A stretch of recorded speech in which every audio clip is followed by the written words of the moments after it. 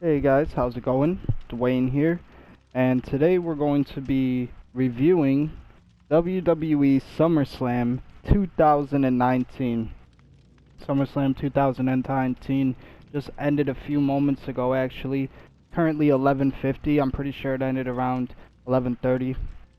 I was making some future predictions that is going to possibly be the aftermath after SummerSlam 2019. But besides that, let's get right into the event itself. SummerSlam 2019 taking place from Toronto, Canada, and the first official match is for the Raw Women's Championship between Becky Lynch and Natalya. This match, overall, I felt like it was a solid match. Definitely not a lot of complaints here. Becky and Natalya did a lot of work trying to get their submissions over. Becky obviously with the disarmer and Natalya with the sharpshooter.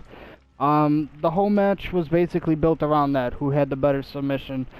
Like I said, a decent match for an opening match, for the first match on the card. You know, what more could you expect? What more? I mean, you know, the first match obviously can be great and it can be the fucking show stealer, but in reality, the first match isn't meant to do that. It's just meant to kind of get the crowd ready and get everything rolling. So Becky Lynch and Natalya for the Raw Women's Championship wasn't a disappointing match. It wasn't the greatest match. Overall, I felt like it was decent. So my rating is going to be 2 out of 5 stars. Becky Lynch did win the match. She did defeat Natalya, which I'm sure that upset a lot of Canadian fans. And, you know, no Canadian fans walked home with the Raw Women's Championship, unfortunately. So the W went to Becky Lynch. Again, the rating for the match, I give it 2 out of 5. Not the best match, but definitely not the worst either. So, an opening match, what more could you ask for? So the second match for SummerSlam 2019 was between Goldberg and Dolph Ziggler. Now, let's just talk about this, guys. Like, who honestly expected this match to fucking be anything? Like, the whole thing that people really want to see is Ziggler and HBK. They want to see Ziggler and Michaels. But instead, you know, for some fucking odd reason, for some reason that I don't know, that's completely beyond me, they brought Goldberg back, and they fucking sent him out there to bury Ziggler. It was kind of sad because, you know, like I said, people were kind of like getting a little bit excited, and seeing that tension, you know, between Ziggler and Michaels was entertaining, you know, and people were kind of like hoping that that was going to be a match. But basically, you know, they had Goldberg and Ziggler go out there, and it definitely wasn't fucking anything special. Ziggler hits Goldberg with like 2 super kicks at the start of the match, and Goldberg just fucking walks it off like he got bit by a mosquito, and then he proceeds to hit him with the jackhammer and the spear, like classic Goldberg, and then the fucking match is over. And there were a couple laughs in this match, especially towards the end when Ziggler is kind of like provoking Goldberg to continue to attack him and continue to attack him. Ziggler just does a great job of, after his losses, after being dismantled by Goldberg, kind of just, you know, egging him on to go a little harder and go a little harder. But really, that's the only thing the match has going for it. It was disappointing overall. I mean, Goldberg, I expected Goldberg to take the W because of what happened with The Undertaker and that whole scenario in their match.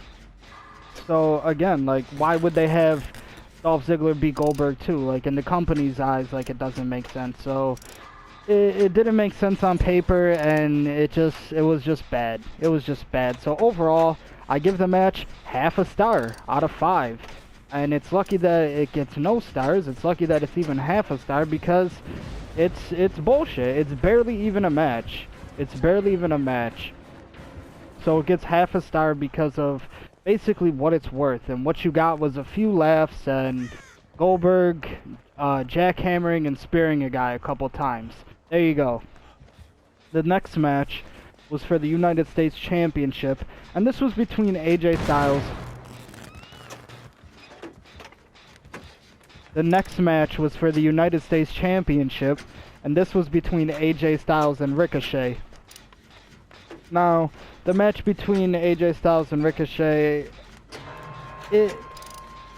I get what they were going for. Like, I get what Styles and Ricochet were, like, trying to do in the match. Like, basically, Styles was working down Ricochet's legs, and he was taking away his entire leg game. So that way, in the end, it prevented Ricochet from using his finisher.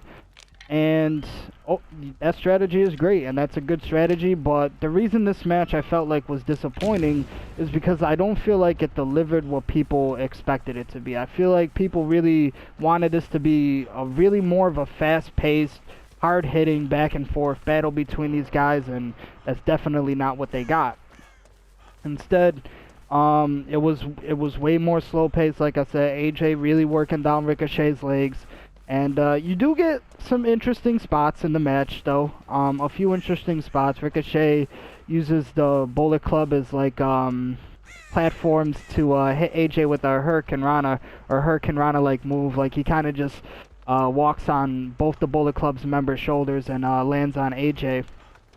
So that was a cool spot. You get a couple cool spots in the match, but overall, like I said, I don't know, like, you can even, the crowd, I think, at this point was, I mean, they were into it. There was some good spots, especially the ending where Ricochet does go for his finisher, and then AJ basically catches him in midair and hits him with the Styles Clash.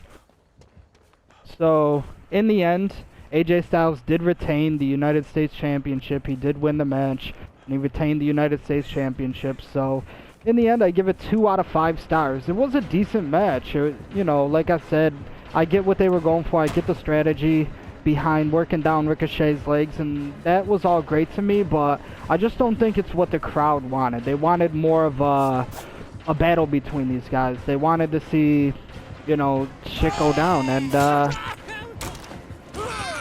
I feel like this match unfortunately set a bad pace for the rest of the show, so that's why I'm gonna have to give it 2 out of 5 stars.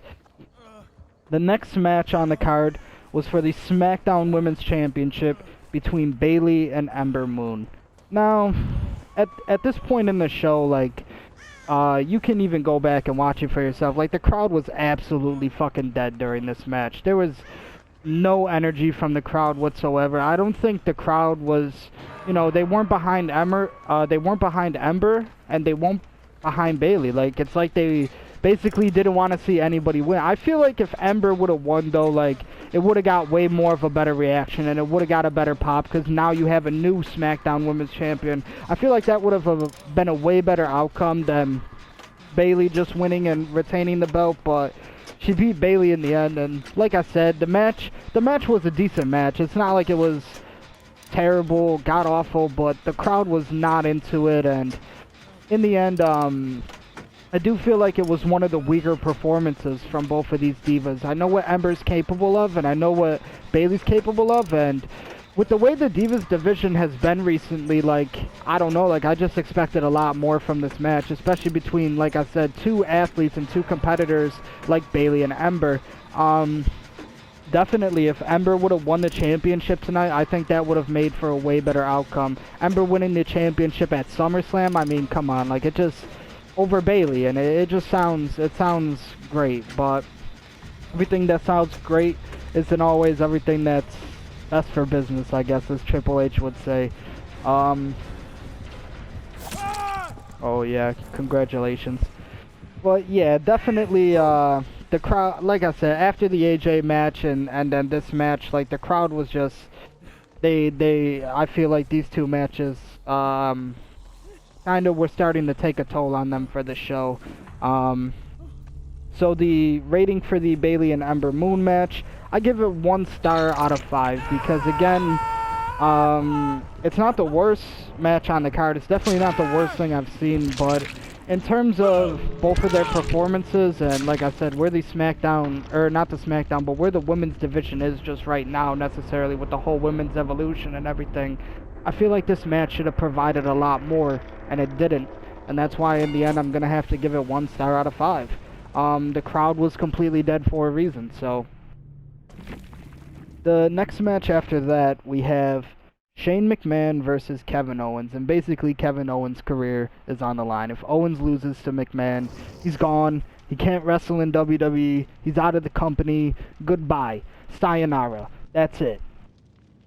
First of all, just let me start off by saying, the Shane McMahon heel gimmick has just completely reached, like, its limit for me, I think. Like, can we please stop trying to make Shane McMahon, like, the fucking best heel in the company? Like, he got over with The Miz, and that was great, and now it's just kind of like, after the whole Undertaker thing, like, I was like, dude, when is this gonna end? Like, and now it's just kind of like overkill at this point with the whole Roman Reigns shit, and Kevin Owens, and AJ, and whoever the fuck else. I don't know, like, it's just overkill at this point with Shane McMahon. Like, just have him be a general manager. What is the problem with Shane McMahon being a general manager? And I wouldn't care if Shane McMahon was, you know, he just had a match once in a while. I'd be alright with that, but this dude is literally, like, fucking, he's literally taking over people's spots on the main roster. Like, he's getting matches at WrestleMania. He's having better opportunities than the guys that are fucking below him on the roster right now. Like, to me, it's like, bro, come on. Like, what are we doing here, WWE? Like, I get it, he's a McMahon, da-da-da. Shane definitely did his thing for the company back in the day, but again, like, I don't think people want to see Shane McMahon wrestling guys every week. Like, for me, it's getting boring. I think overall you could just have, you need to use your roster to their full potential. You need to put other guys in Shane McMahon's position for them to get better and for them to have those opportunities.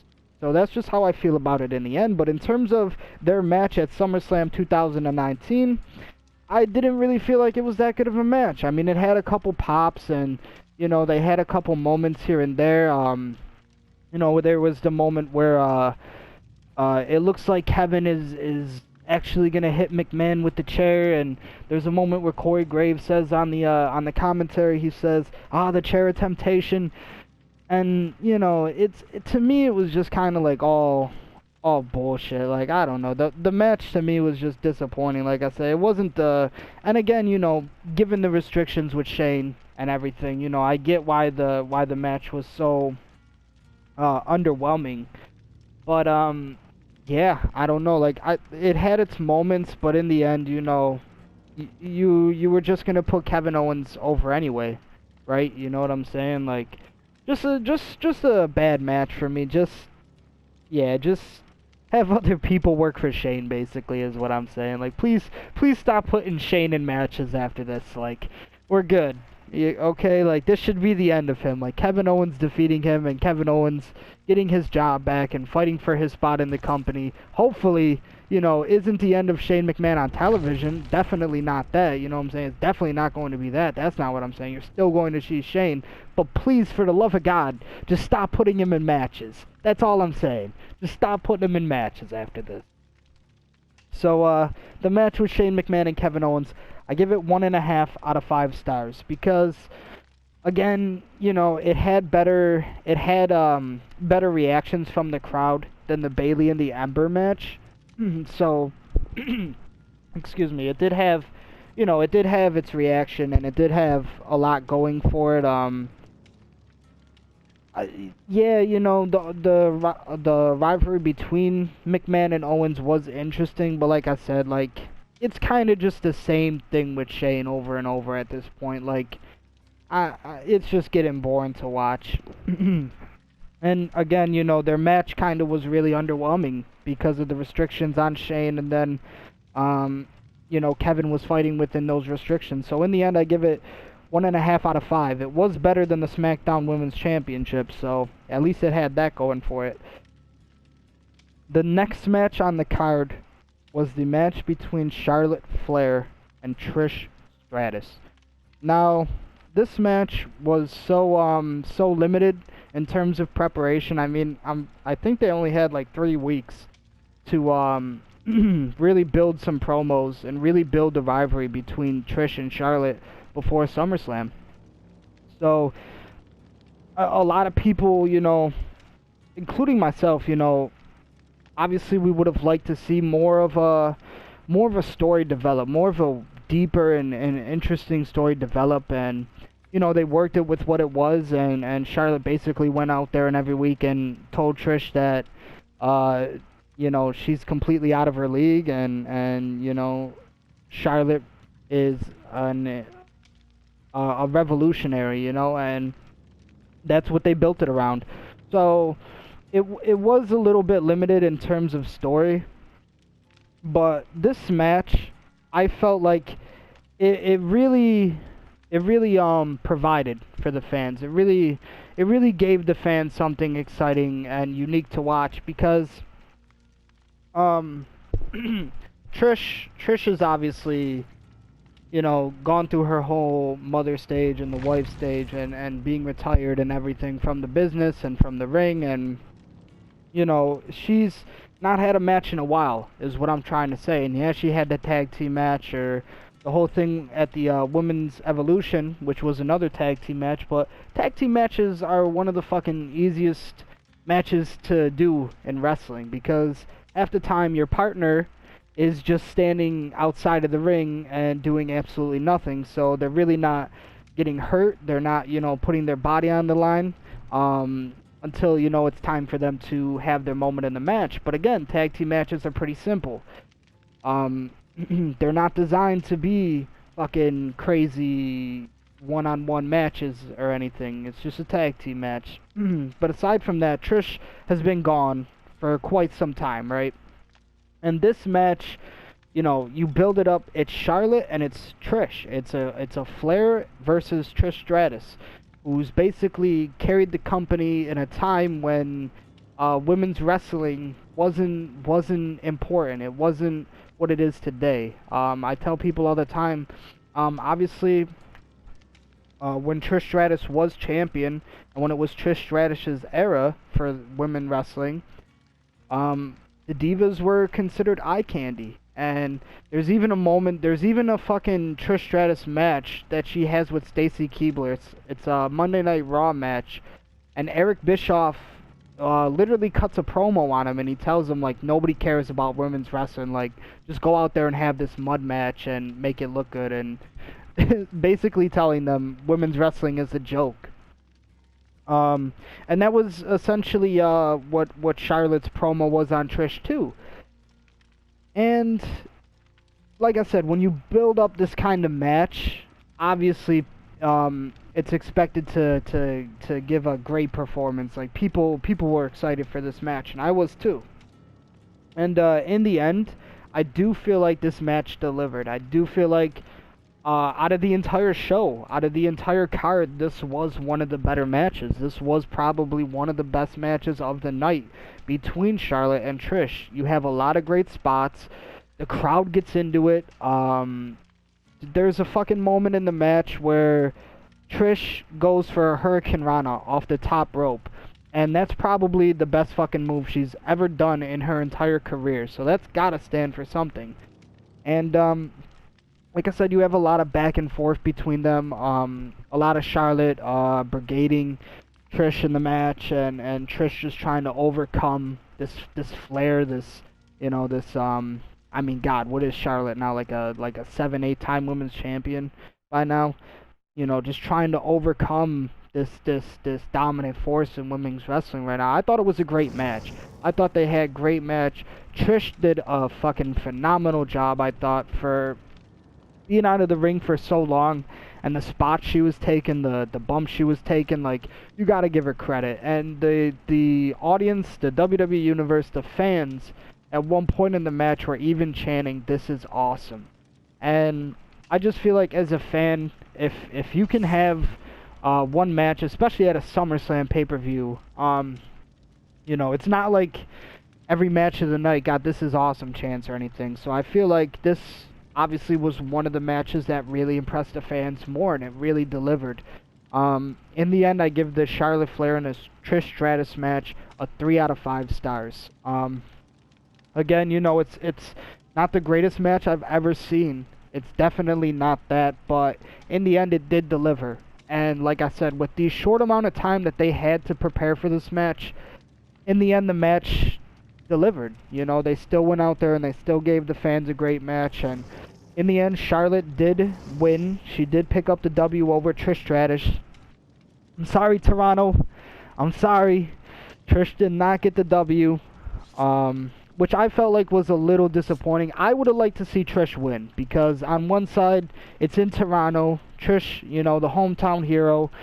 I really don't feel like Charlotte didn't need this win. Like, Charlotte didn't need to win this match. Yeah, you know, it would have it would have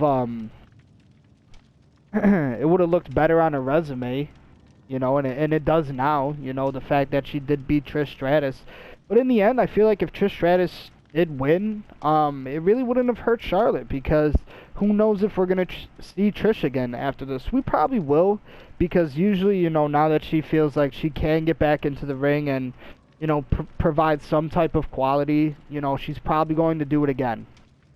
But at the same time, you can't be certain about that. I don't know that right now. I don't know that at the time I'm making this video or recording this review. So, for the time being, if this was Trish Stratus' last match, I would have liked to see her win.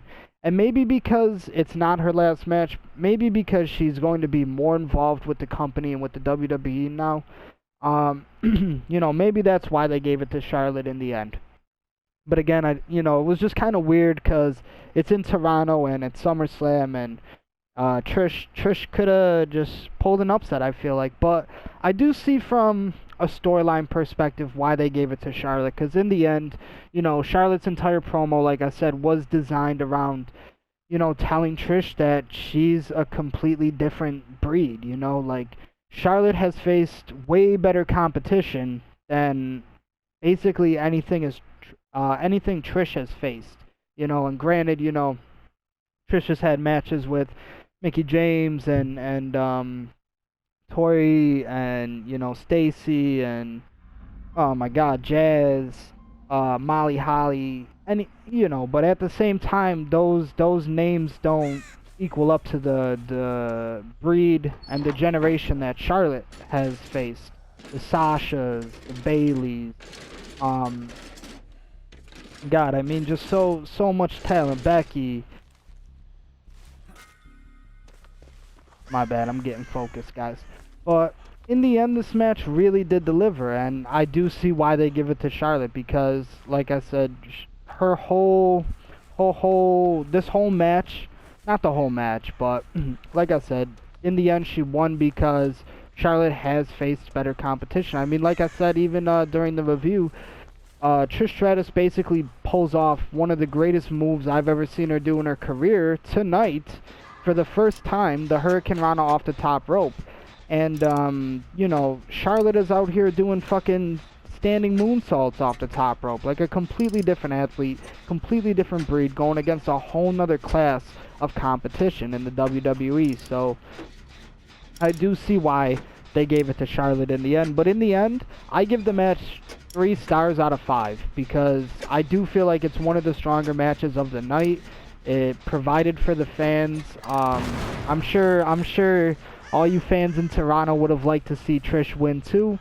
And like I said, I feel like if Trish win, I probably would have gave it 3.5 stars, because that would have just been the icing on the cake to have Trish win in her hometown. In the end, when you think about it, you Canadians kind of got fucked over. Like, Toronto kind of got fucked over tonight. They lost the Raw Women's Championship, and then they lost the match with Trish versus Charlotte. In the end, Kevin Owens was the only Canadian who won, and that match was kind of underwhelming. So you did get Kevin Owens, you did get the win, but he beat Shane McMahon to get the win. So how much of a win really is that? The next match of the night... The next match of the night was the WWE Championship match between Kofi Kingston and Randy Orton. Let me tell you this, guys. I was fucking there when, in 2009, when Randy Orton was given that NASCAR in Buffalo, when they just, like, when that whole random shit happened. I even was, like, asking myself that night, like, why the fuck are we having, like, there was this whole thing going on with Monday Night Raw at the time where, like, every week there was supposed to be a new host, like, a new exciting host, and, like, you know, I would always ask myself, like, man, when they come to Buffalo, like, who are we gonna get? Like, Are we going to get somebody from the Bills or the Sabres? And no, we got guys from fucking NASCAR, and they gave Randy Orton a car, and Kofi Kingston pretty much destroyed that car by the end of the night. You can go and you can find it. But I just thought it was, it's interesting how they pull moments from your past like that, and it kind of revived itself today. Like, it kind of, comes back today in some ways. So this match had a lot of potential for it. Like, Randy, I personally would have liked to see Randy win the match because, he's a nine-time WWE champion and a 4-time World Heavyweight champion, so I would have liked to see him win the 15, but we kind of didn't get that. We didn't get Randy Orton winning 15 championships. Oh, and he just puts him down. My man's just stood there while I gave him Balor time. But again, this match, Kofi Kingston and Randy Orton at SummerSlam 2019 had a lot of potential surrounding it. I mean, at this point, like, going into it, I did think Kofi Kingston was just gonna fucking get the win over Randy because he's just been fucking mowing through everybody. I mean, Daniel Bryan, fucking Samoa Joe, like Dolph Ziggler. He's been going through everybody. And I really thought that he was going to officially beat Randy Orton. But in the end, too, I would have liked to see Randy Orton win become a 15-time champion. And it ended, I think just Randy, like, deserves it overall. I know there's a lot of people who, like, kind of get tired of seeing guys win the belt multiple time, like 16 times, 17 times, 20 times, who the fuck knows? You know what I'm saying? 100 times. But it's Randy's one of those guys who deserves it. Like, he's still performing at a very high level at this point in his career, I feel like. Like, he's not one of those guys that is kind of falling off by any means. You know what I mean? Like, he still goes out there and he performs at a high level at his age. And if you ask me, I feel like he's got at least 7-8 more years in him. At least it looks that way. I mean, he really hasn't taken no career-ending injuries or serious injuries to really, take time off. So, he's got a lot of time left in him, and I would have liked to see him win the championship tonight, just to kind of cement a little bit more of history in that. You know what I'm saying? History in the Orton legacy. No pun intended. But in the end, Kofi Kingston and Randy Orton's match at SummerSlam 2019. How do I put this? People, after, and it sucks because after a match like Charlotte and Trish, like, where I'm over here talking about, I really feel like it provided and I really feel like it delivered for the fans.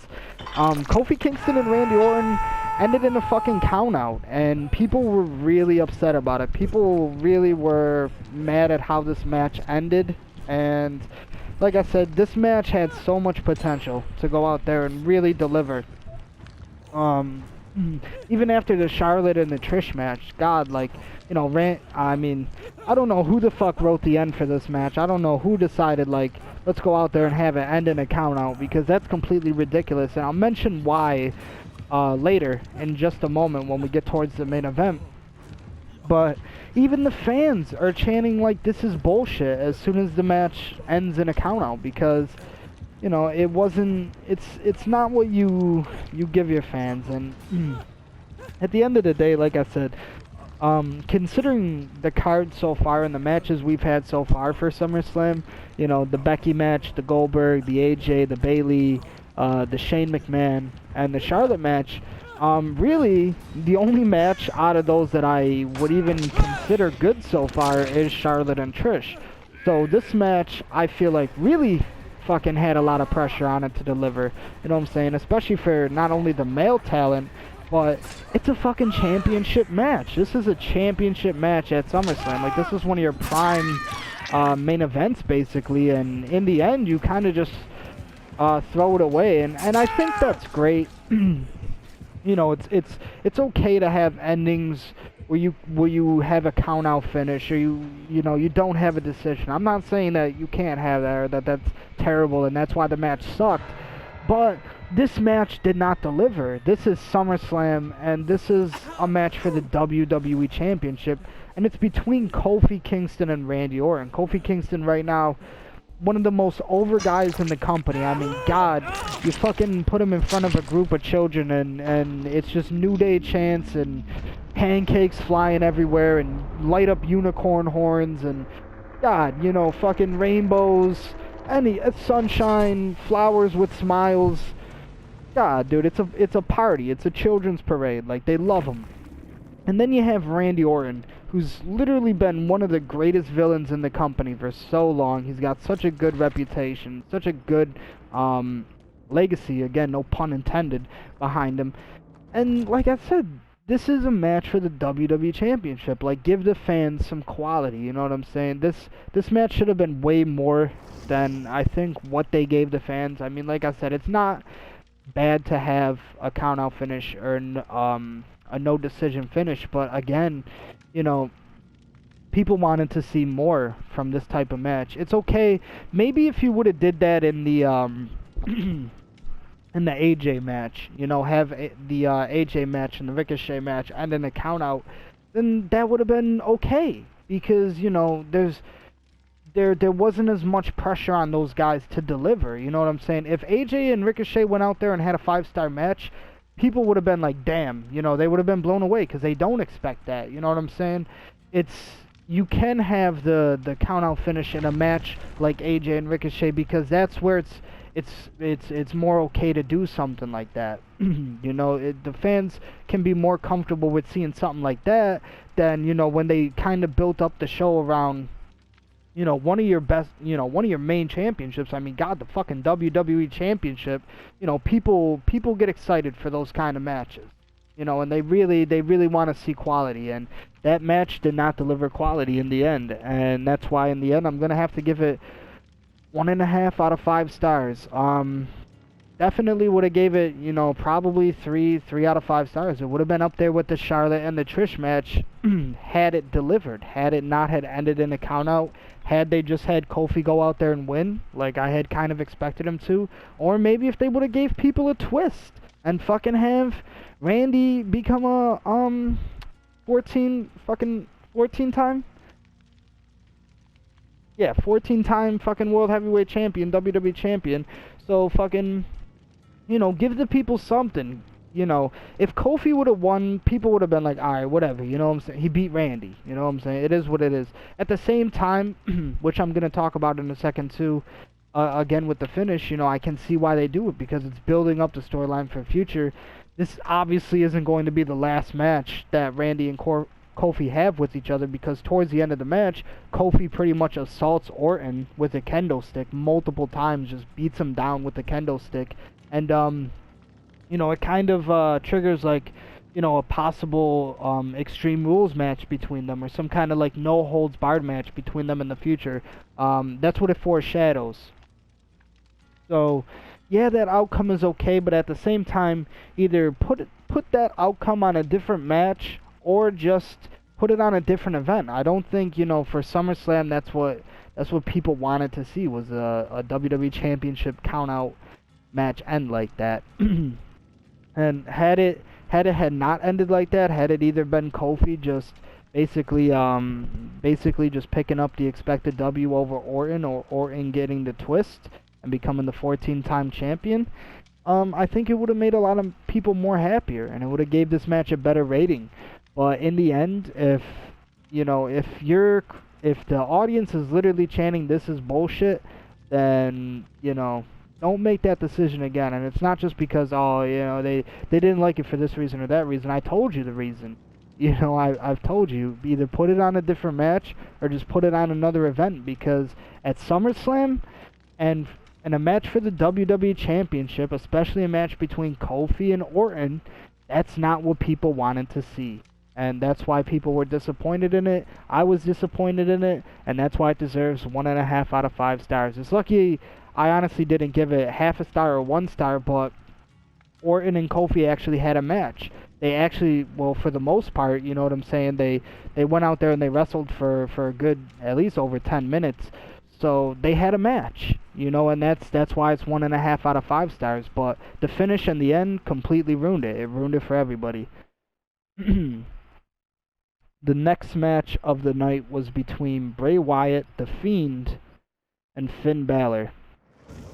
Now, let me just start off by saying Bray Wyatt's Fiend character is great. I mean, God, it's Kane, it's Mankind elements, it's spooky, it's sinister, it's, you know, the Firefly Funhouse gimmicks I think are great. A lot of people kind of like want to see it stop, but I mean, to me that's some of the most interesting stuff WWE has done in quite a while, especially with one of their guys. I love it. I love the Fiend character, especially his entrance tonight. You've seen like before Bray Wyatt had always come down with like the lamp. You know, he would come down to the ring with that eerie, that spooky lamp that he used to carry. And the Fiend came down to the ring holding Bray Wyatt's head. And I just thought that was fucking awesome. Like that was such a nice touch, you know, like how many that's WWE really fucking throwing balls to the wall when they just put like an image of Bray Wyatt's decapitated head. And you know, obviously Bray Wyatt's holding his head, but you get the picture, like, you know, they just put that shit on television for all the kiddies. I think it's fucking great. Like, let's just start off by saying Bray Wyatt's Fiend character is some of the best entertainment that WWE's had in a while, and I really hope they don't ruin his character anytime soon, because like I said, this is some of the most entertaining stuff we've been getting, and I see a lot of potential for Bray Wyatt in the future, not only in the main event picture, but with a ton of guys on the roster. You know what I'm saying? This is a character who can really work the roster, and this is something that has tons of potential to it. So let's get into the match between Bray Wyatt and Finn Balor at SummerSlam. Wasn't really much of a match. Finn Balor he's taking some time off, and a lot of people knew that. A lot of people knew that going into this match, that Finn wanted a break from the company, and that's not the reason I was kind of disappointed in this match, though. I was more disappointed in this match because this is kind of going to be the last time we're going to see Finn Balor for a while.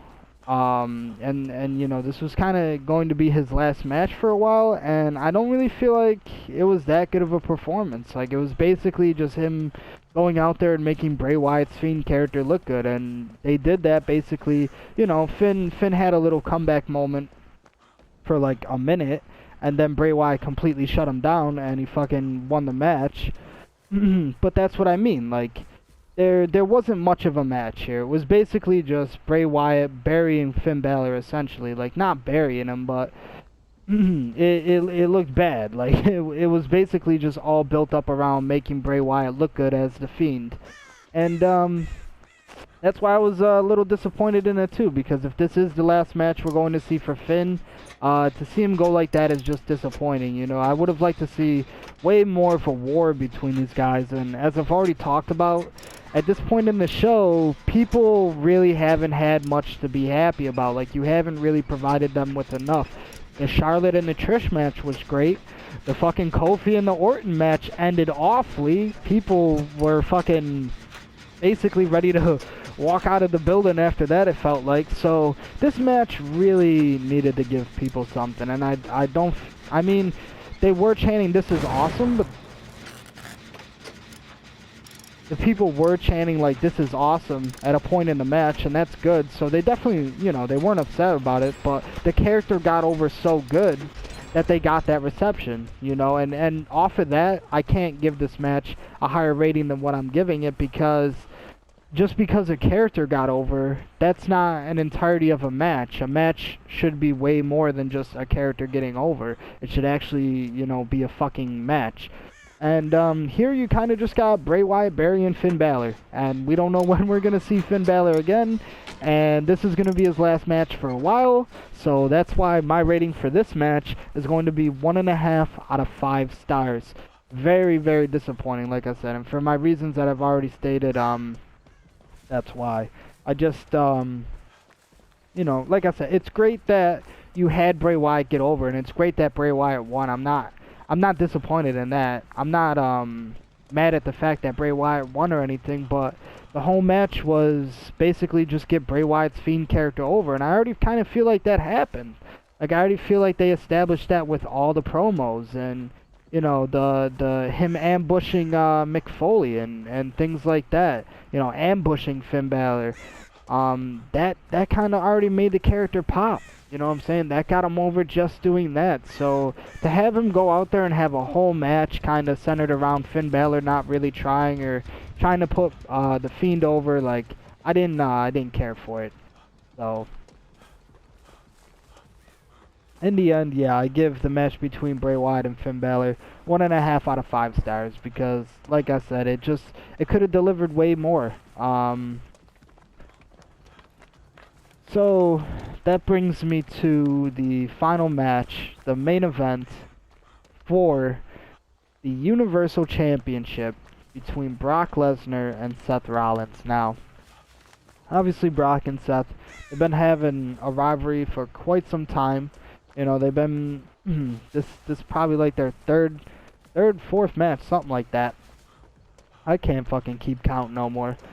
But this match was probably one of their better matches. Let's just say that. In the end, I'm not a fucking big fan of Brock Lesnar matches because I already know what the fuck to expect. He's either gonna fucking go out there and demolish the guy with fucking 50 suplexes and jump around and laugh in his face, and Paul Heyman's just gonna, you know, get him over, and or, you know, it's gonna be a little bit of a comeback from the guy. Like, unless it's somebody like Goldberg or The Rock or Cena or Triple H, like, you know, you can never expect much out of like Lesnar matches. So going into this match, I really wasn't expecting much. I really didn't think that Lesnar and Rollins were gonna do anything too crazy or anything too unique. Even though it's one of their better matches, that still doesn't make it any better than what it is.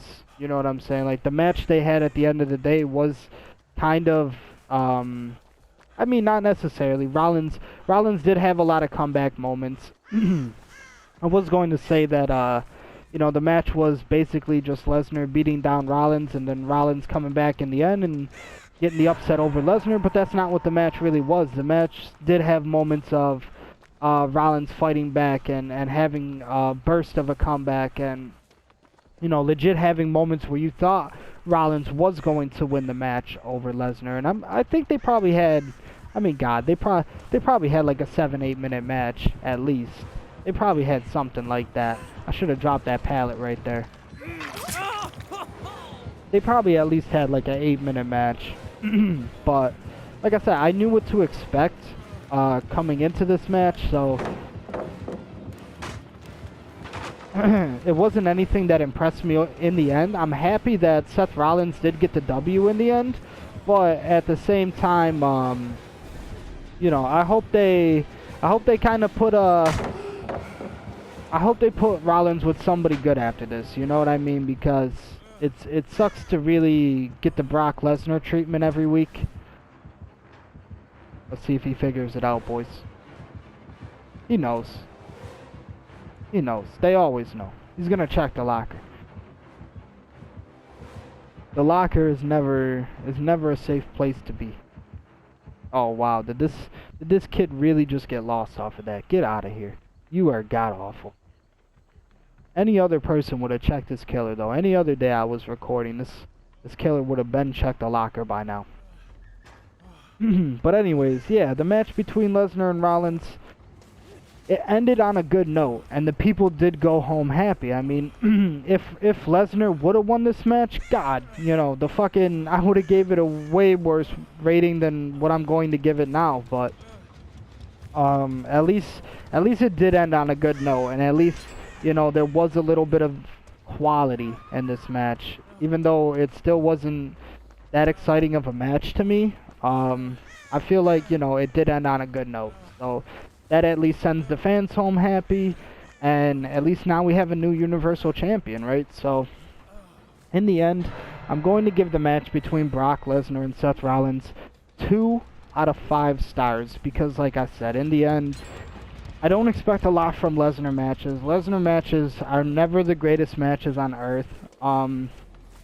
You know, most of the match is really Paul Heyman. Like, the best moment of the match is just like Paul Heyman just fucking in the corner the whole time, just with this evil smile, this evil grin the whole time. Like, Lesnar's basically like dismantling Rollins the entire match, and Heyman's just over there in the corner just adoring him for it.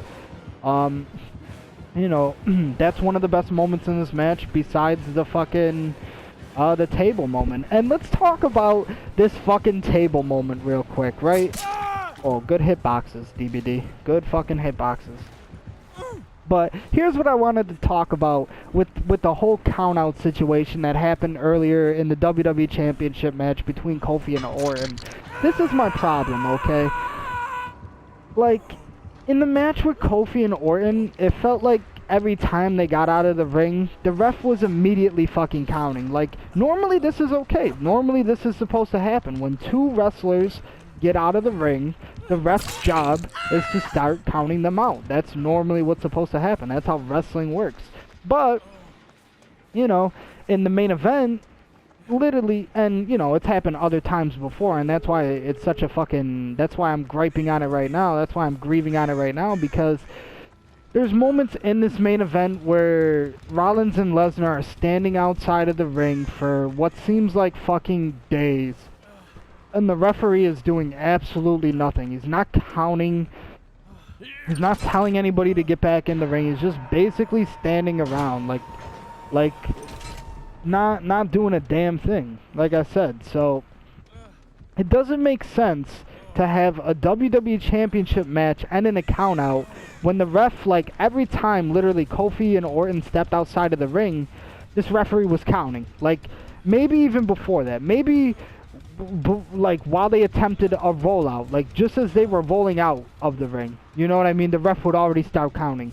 Like, they wouldn't even be out of the ring, it felt like, and the ref is immediately just won. You know, he started the count. And then in your main event match, you have these guys literally after fucking Rollins puts Lesnar through the table, the referee is standing right beside them, and he's just fucking doing nothing.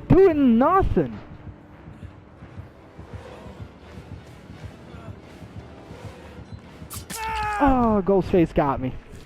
He's literally standing right beside Lesnar and Rollins the entire time, not counting, not in the ring counting. And then by the time, like, Lesnar and Rollins are getting in the ring, by the time they are getting up, like, Rollins isn't even in the ring. Paul Heyman is screaming at him to count. Like, Paul Heyman is literally screaming.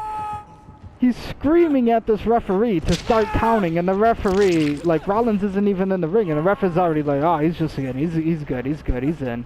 Like, what the fuck is going on here, WWE? How did we have a WWE Championship match end in a count out where the ref is literally fucking trigger happy, it seems like, to get these counts, and then we have a main event match that just, like, the referee is basically just obscene to people just standing outside of the ring. Like, he's just, like, oblivious to it happening around him. Like, it's all good. But that's what I mean. Like, you gotta call your spots better, WWE. You know what I'm saying? You can't have moments like that in the show where, you know, people can notice that. I'm somebody who noticed that.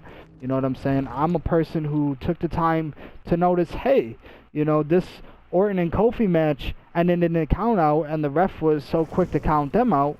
But then what if a little kid or somebody's asking himself at the end of the day, why wasn't the ref counting out Lesnar or Rollins when all that was going on? You know what I'm saying? It's just little things like that that I feel like make for important details in matches. And that's why I'm giving the match such a low rating, because, again, I knew what to expect. I wasn't expecting a 5-star match. Yeah, Rollins won in the end. That was a good no, but he won it from Lesnar, who really we don't need to see anymore. Like, he doesn't need to be in the main event picture anymore, so the fact that it was just another Lesnar match, like, I knew what the fuck to expect. I didn't know that Seth was going to win, but I knew that it wasn't going to be a good match. And, yeah, you know, they did what they did, and they had some good spots, like I said, but again, in the end, it didn't provide enough. It didn't provide enough, I feel like, at least for me. And now let's talk about the pros and cons of this show. For SummerSlam 2019, some of the pros, some of the best matches of the night. Like I said, you have the Charlotte and the Trish match. Fucking three out of 5 star match right there. That was damn, like, I'll give it the fucking best match of the night. I'll give the Charlotte and the Trish Stratus match right now the best match of the night at SummerSlam 2019. You heard it here first. And then, for another pro, for another good match, you had Brock Lesnar versus Rollins. Only because it ended on a good note. You know what I'm saying? That's the only reason that this isn't a con or even considered a pro or a con, because at least the fans got what they wanted, right? At least we have a new Universal Champion. It's back on Rollins. Maybe now this fucking rivalry will be done with, because WWE has said once you lose the title, you know, you don't get a rematch. I'm saying that here. I'm saying that live. Tomorrow's Monday Night Raw, so we'll see if they stay true to that saying. But, and then, again, some of the cons on the show, some of the things that really hurt the show. Goldberg and Ziggler, I felt like that was like a fucking 1 minute match that was basically just shits and giggles. Bayley and Ember was really, really underwhelming. Like, that took a lot out of the fans, I feel like. The crowd was basically dead that entire match, and for Bayley and Ember being as good as they are, that match really didn't deliver. Bray Wyatt and Finn Balor is a con, not for the performance on either Bray or Finn or the match overall, but again, like I said, the match overall was basically designed to get The Fiend over, and I feel like that was already accomplished. They had already got The Fiend over, so why are you going to have him go out there and basically bury Finn Balor? He didn't bury Finn Balor, like, Finn Balor's still Finn Balor, but he fucking, like, the whole match was designed to make him look good. And like I said, if they would have had more of a match, more of a back and forth kind of war between them, at least give Finn, you know, something good to leave. You know, this is SummerSlam. This should be like a fucking one of his best matches on his resume, and it didn't happen. That wasn't what we got. We basically just got Bray Wyatt destroying Finn Balor for a couple minutes, and the Fiend character got over, and that's why people liked it. And like I said, to me, that doesn't make matches. That just makes for a character getting over. That just makes for them doing their job in some way or another. Again, I would have just liked to see a better match, and that's the only thing that really hurt that. Another thing that hurt the show was Kofi and Randy. You had such a good WWE Championship match with potential, and you did not give that to the fans. And that's why Kofi and Randy is probably the match that ruined it for everybody. You know what I'm saying? Because like I said, they're going to continue the story most likely between Kofi and Randy, but it's not what people wanted to see tonight. And I think that's what really is going to hurt the ratings and the reviews of SummerSlam in the end, is that they didn't get some kind of better outcome. They didn't get a better finish. It was just wrote off as a count out, and Kofi Kingston basically beat the shit out of Randy Orton with a kendo stick after the match. So another couple of things that I found interesting that I thought really hurt the show was there was no tag team matches. There was not one tag team championship match. Well, besides the kickoff show with Alexa Bliss and Nikki Cross versus, I'm pretty sure it was the Iconics. You know, besides the kickoff match, you didn't have any tag team matches. You know what I'm saying? Like, on the official card at least. Like, this entire card, you have SmackDown Tag Team Champions and you have Raw Tag Team Champions. Besides that, you know, you could have just sent a tag team out there, like 2 tag teams out there, something. This is SummerSlam, and we didn't get any tag team matches, so I feel like that really hurt at least the official match card in the end. Like I said, on the kickoff show, you did have Alexa Bliss and Nikki Cross, who defeated the Iconics, but that didn't even make the official card, and that's just one of those matches people care about. That's a match probably a lot of people didn't even see. So, in the end, SummerSlam 2019 had no tag team matches, and I think that's one of the things that hurt the show. And then another thing that hurt the think hurt the show was there was no Intercontinental Championship match. Shinsuke Nakamura, the Intercontinental Champion, did not have a match at SummerSlam 2019. And that probably, a lot of people probably didn't even notice that, and I think, you know, that's a big problem to me. Like, when you have an Intercontinental Champion, when you have a person like Shinsuke, who's one of your champions, and you don't build him, and you don't put him on a card like SummerSlam, and you don't have him in some type of rivalry or some type of interesting storyline, again, you know, why is Shane McMahon on the fucking card, and Shinsuke's not? You know what I'm saying? Why don't we have an Intercontinental Championship match, but Shane McMahon is out there having another rivalry and another story? Like, it's just little details like that that I think really hurt the show, and I think that's some of the things that really need to be worked on, and that's some of the things that could have made SummerSlam better. In the end, for SummerSlam 2019, my final grade for the show is going to be 2 stars out of 5.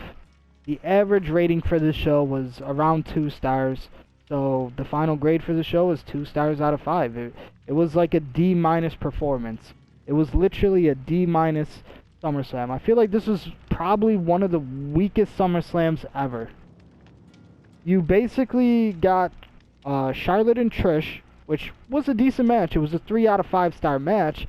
But again, that wasn't a perfect match. That wasn't a fucking... I mean, I wouldn't put that in like one of my greatest matches of all time. It was a good match, don't get me wrong, but and then you had the Lesnar and the Rollins match, which just ended on a good note.